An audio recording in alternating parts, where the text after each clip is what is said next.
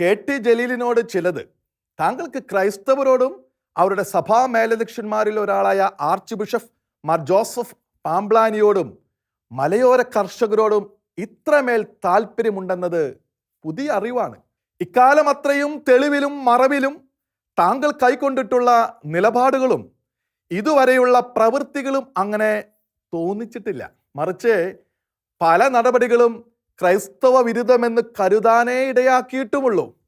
ചൂണ്ടിക്കാട്ടാൻ ഉദാഹരണങ്ങൾ നിരവധിയുണ്ടെന്ന് താങ്കൾക്ക് തന്നെ അറിയാം. പിന്നെ എന്തുകൊണ്ടാണ് മാർ ജോസഫ് പാംബ്ലാനി കേന്ദ്രത്തിലെ BJP സർക്കാരിനോട് പരസ്യ പ്രസ്താവനയിലൂടെ മിണ്ടിയതിനെ താങ്കൾ ഇത്ര മാത്രം വിരളി പിടിക്കുന്നത്?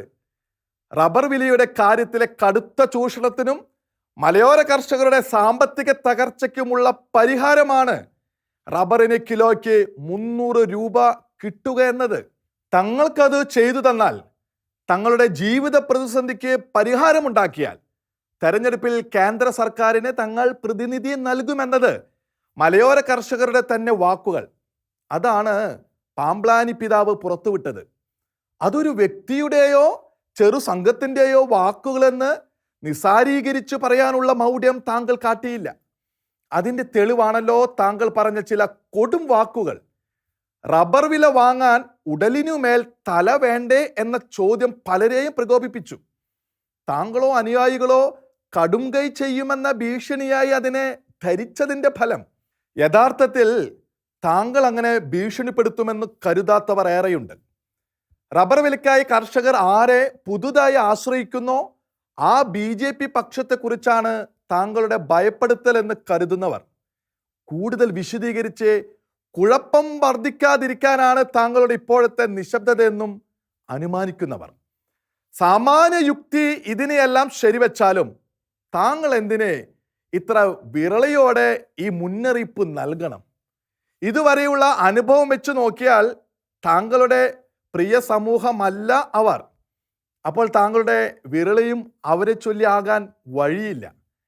റബ്ബർ വിലയുടെ പേരിൽ മലയോര സമൂഹം BJPയോടുള്ള അകൽച്ച ഉപേക്ഷിച്ചാൽ അത് താങ്കൾ നിൽക്കുന്ന പക്ഷത്തെ ദുർബലമാക്കുമെന്നത് മാത്രമല്ലേ താങ്കളുടെ ആദി? മലയോര സമൂഹം അത് ചെയ്താൽ താങ്കളുടെ മുന്നണിയിലെ ഭൂരിപക്ഷ മതവിഭാഗക്കാരും ആ വഴിക്ക് തിരിയാമെന്ന തോന്നലല്ലേ താങ്കളുടെയും യഥാർത്ഥ ആശങ്ക? ഇടതുമുന്നണിയെ ചിലർ മതപരമായി ഹൈജാക്ക് ചെയ്തിരിക്കുന്നതിനോട് സമരസപ്പെടാത്തവരുണ്ടെന്നും സാഹചര്യം വന്നാൽ അവർ വഴിമാറി നടന്നേക്കുമെന്നും താങ്കൾ ഭയക്കുന്നു എന്നതും സത്യമല്ലേ? അങ്ങനെ വന്നാൽ താങ്കളും കൂട്ടരും ഇന്ന് കൈയടക്കി വെച്ചിരിക്കുന്ന ആധിപത്യം മേലിൽ സാധ്യമാകില്ല എന്ന ആശങ്ക താങ്കളെ വല്ലാതെ പിടികൂടുന്നുണ്ടോ? ഈ ചോദ്യങ്ങൾക്കൊന്നും ഉവ്വ് എന്ന ഉത്തരം കെ.ടി. ജലീലിൽ നിന്ന് ആരും പ്രതീക്ഷിക്കില്ല. പക്ഷേ അദ്ദേഹത്തിന് പറയാൻ കഴിയാത്ത ഉത്തരം അതുതന്നെയെന്ന് സാമാന്യ ജനത്തിന് നിശ്ചയമുണ്ട്. വീണ്ടും അദ്ദേഹത്തെ ഓർമ്മിപ്പിക്കാം.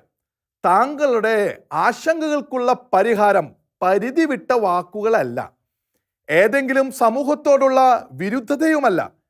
അത് കണ്ടും കേട്ടും ക്രൈസ്തവർ ഒഴിഞ്ഞു മാറുന്ന അവസ്ഥ തകർത്തതും ചെറുത്ത് നിൽക്കാൻ അവരെ നിർബന്ധിതരാക്കുന്നതും ഇത്തരം കടന്നാക്രമണങ്ങൾ തന്നെയാണെന്ന സത്യം മറക്കാതിരിക്കട്ടെ.